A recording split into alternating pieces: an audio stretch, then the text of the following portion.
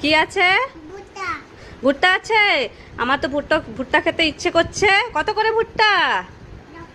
কত? 10 টাকা। আচ্ছা, একটা ভুট্টা তৈরি করে দাও তো, পুড়ে দাও তো। হ্যাঁ, রেডি হয়ে গেছে ভুট্টা। বাহ, দাও তাহলে আমাকে। দাও ভুট্টাটা, দাও দাও ভুট্টা দাও, ওই ভুট্টাটা, পুরা ভুট্টা যেটা রেডি হয়েছে। হ্যাঁ, একটু লবণ আর একটু লেবু মাখিয়ে দাও। হ্যাঁ,